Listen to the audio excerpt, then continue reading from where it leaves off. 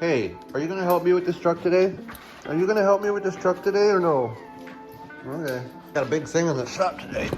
Let's walk around it real quick and show you. It's filling up the whole shop. I put some music on and Luna didn't like it apparently. Anyway, we have a 2007 Toyota Sequoia. It has the 4.7 liter V8 engine in it, overhead cam. We have this thing in the shop today because it is gonna get a timing belt service for it. Vehicle has over 240,000 miles. It's very, very clean. It was very well kept after. All of this stuff, the whole front of the motor has to come out. You can see I have to get all this stuff out of the way in order to get in there. So that's what we're gonna be doing today. This is the point in the video where I like to remind everybody that I am not a professional. I'm sort of an idiot, and you should probably not do everything that I do in this video because you might break something and it's not gonna be my fault. All that being said, here's how I'm gonna start all this. We're gonna start by pulling this battery out. We're gonna start by getting the radiator and all the antifreeze drained out of it. We're gonna get the air box all out of it. Once I get all that out of it, then, oh yeah, I probably have to pull this fan too. So we're going to get that all out of there. It looks like it's just 4 bolts holding it on, which I love. The ones where they just screw onto the water pump, they always seem to do more damage to the water pump. The water pumps don't last as long, and they don't like to come off as easily, especially in Minnesota with the rust. Whoever sold this truck did a really good job cleaning it up.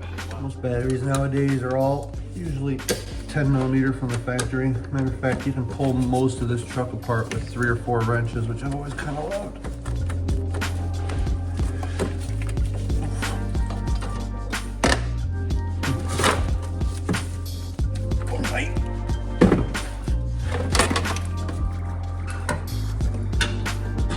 Pull this bottom cover off, get access to the bottom radiator hose and let the radiator drain. Just 12 millimeter bolts. There's some bolts back down in here, 3 on the front. That's what I'm getting loose right now. That's a pain in the ass. I should have taken this grill, this brush off before I started messing with these bolts, but yeah, I'm almost across the finish line now. The bolts they put in here are like 14 miles long. There. Ta-da! Yep. I got all these nuts on the water pump loose. Allegedly, yeah, they're all loose now. It's kind of a little bit of a pain in the butt. I use a wrench to just hold on one of the nuts, and then I loosen 3 of them. And then for this last one, you can see I got a pry bar. I got a pry bar right down there. So I got that wedged in there, and I was holding that in place while I got the last one loose. And now that they're all loose, I can just pull that out, pull the last 2 nuts off of there, and then I can start pulling the 4 bolts, 2 on each side of this fan shroud. And then I can pull the shroud and the fan out in one piece, hopefully. I'm pulling the radiator out. I have the transmission lines disconnected. I have the top and lower radiator hose connected, which are technically going into the same spot in the motor, but I digress. This radiator is mounted from the side here. You can see it's got a couple bolts holding it on from the side. I'm actually going to pull it out with the bracket and everything. There are 1, 2, there's a 3rd bolt all the way down there that's already missing. And there is a 4th bolt right there. Will the camera focus on it? We'll never know. But anyway, I gotta get that bottom one out. I'm gonna get the 2 top ones out, and then the whole radiator should just pull out from the top. And there's the radiator. Pulled out pretty easy once I got those bolts out. And see how much more space I have in here? You could probably do a timing belt on this thing without having to pull the radiator. There was a lot of space after I got the fan and the shroud out, but this is gonna make it easier. If I gotta get an impact in here, if I gotta do anything, I'm not gonna have to worry about scraping up the fins of that thing and ruining it, accidentally puncturing it. I have an AC condenser right here, which I gotta look out for, but I gotta take a break here and run into town and grab valve cover gaskets for this thing. Once I get back, we'll continue, and we'll start with just pulling the cert belt off, getting the water pump pulley off, pulling all the pulleys and stuff off, getting the timing covers off, then breaking it all down from there. We are working on getting this cover off. I am in favor of just taking off anything that gets in the way. This tube right here, sitting up here on there, has another line that goes right there, so just disconnect those 2. There's a couple of bolts that hold the bracket on, one right there and another one down there. And that slides out of the way. I also pulled the top radiator hose all the way off, and I got 1, 2, 3,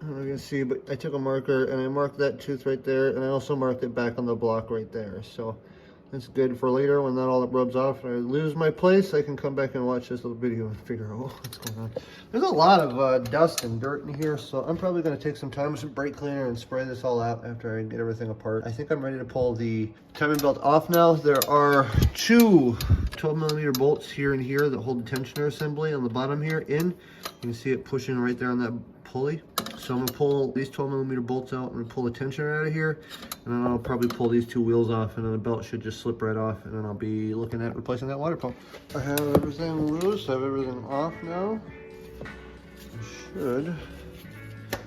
In theory, yeah, there we go. Oh, something just.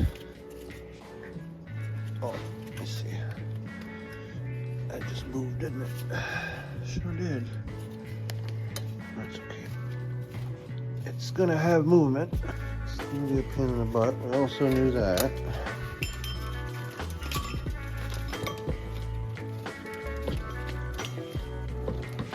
Apologize for the crappy camera work. There we go. There we go. Come on now. Now, I was showing you guys this belt before, but you can really see it outside of the vehicle now. This was really just getting ready to cause a problem any day for this customer. Inside, you don't have as much cracking, which is good. These Toyotas, they really put really good quality belts in here, and you can see that it's a really thick, fat belt. But yeah, you can see, oh yeah. So these teeth are getting stressed.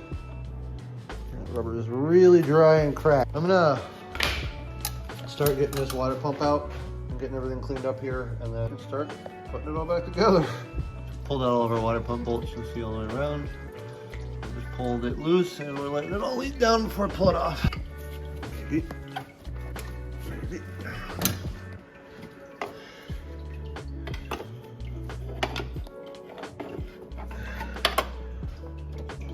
There's nothing down there. It's gonna come off that stud, okay.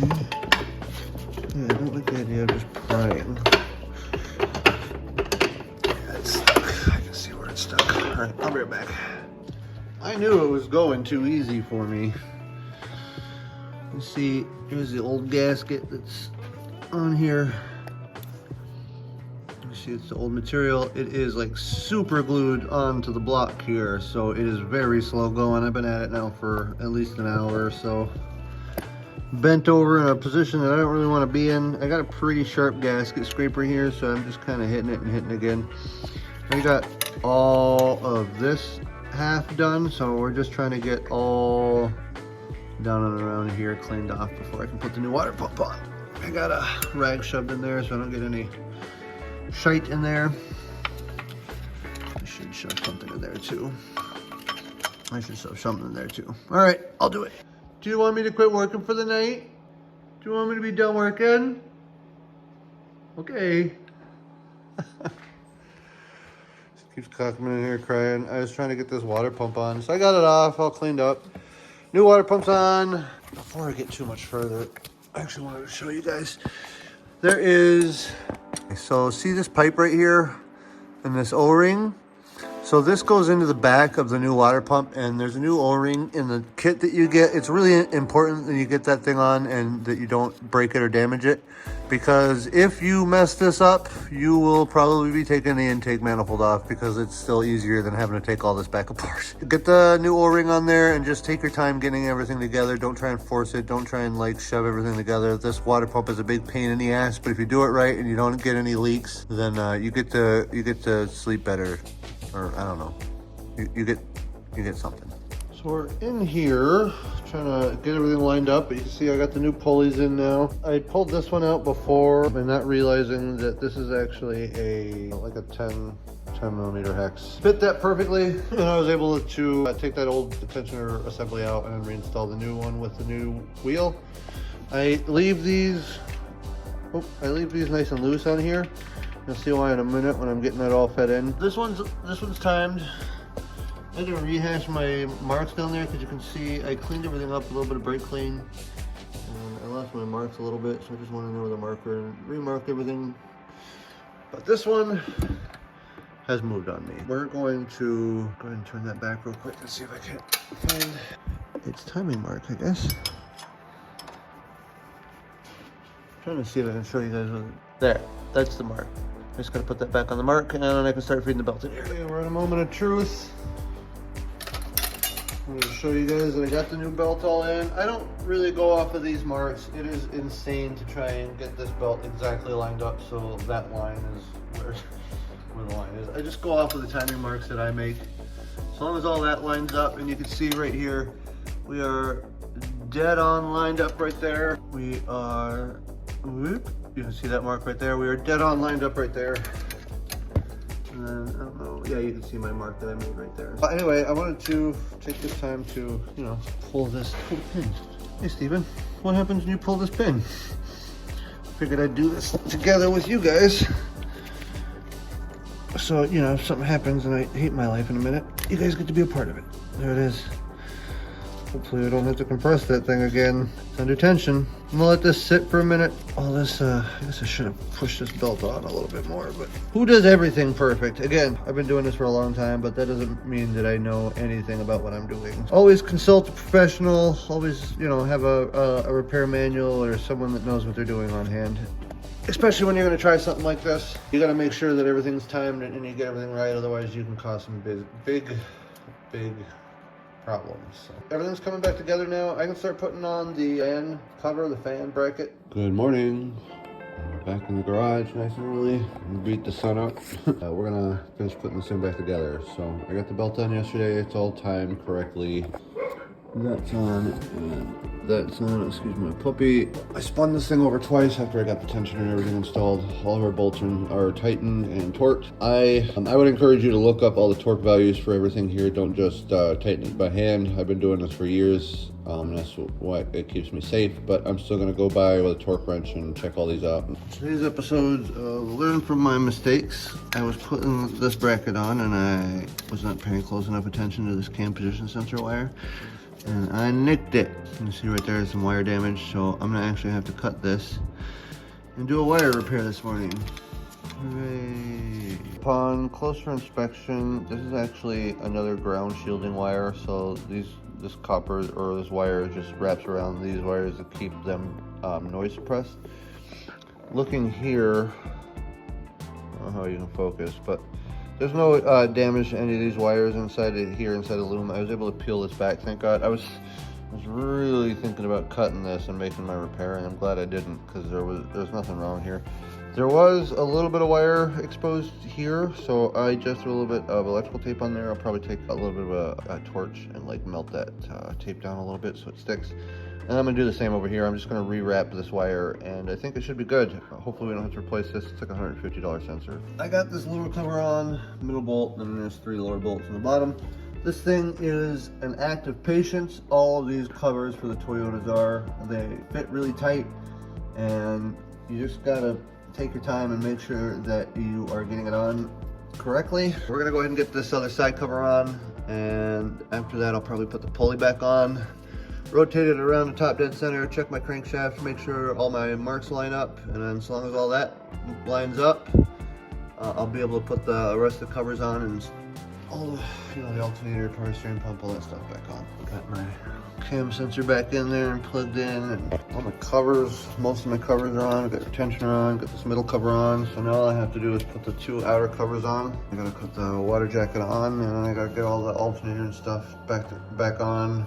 Just wanted to show you guys everything went back together okay. We got the alternator back in, power steering pumps back in, timing covers back on. I have that cover to put on, I have some wires to connect, and then I have the spout to do. And there you have it. It's pretty much all back together. I just put the serpentine belt on. I just put that on.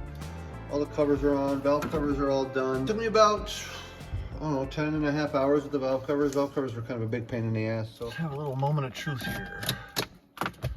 Fingers crossed. I know the timing's right, so I know it's going to start up. As long as that cam sensor's fine, we should be okay. I knew it. We're all good. Yesterday I got done with this truck and I had rolled it outside and I'd taken it for a test drive and no leaks. I was just about to get ready to finish up to put that pan on and I saw a couple of drips underneath and started taking it back apart yesterday in anger and realized that it was seeping out of the back of this water pump. The old gasket that was on here, it took me like almost 2 hours to scrape off. Someone like shellacked it on with some kind of like super sealant. It was a big pain in the butt. And then the new water pump gasket came with, it was a metal gasket. And so I didn't use any sealant because metal gaskets don't usually need sealant. This one's leaking. So I have the radiator still in here. Yeah. Anyway, I was debating on whether or not I was even going to show this. I guess I'm going to show you guys my fails as much as my wins. I'm going to take some stuff back apart and get back down to the water pump. I want to leave this radiator in for as long as possible. I'm probably going to have to take everything back apart, pull that water pump off because that's the only way to do it, and then reseal everything.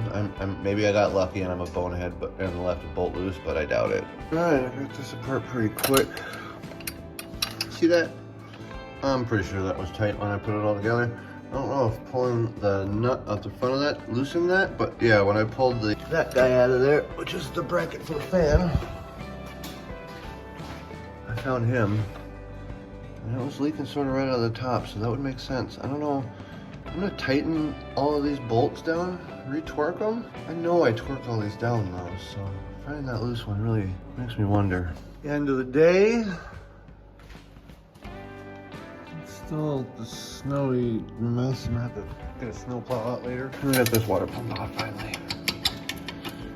This is the cause of my problem. Get this thing off. I'm smart. Maybe I'll even take that cam sensor off this time. If I'm smart. Here it is. I was right. You're not supposed to use silicone with these gaskets. It has a rubber inset that's supposed to seal.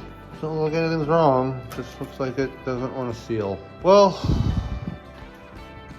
I'll show you what I got today. It took me a while to find one of these, but that's a paper gasket that I'm going to silicone the living snot out of. That should hopefully fix the problem here, and then I can get this guy back on the road. It's only been here an extra day. It's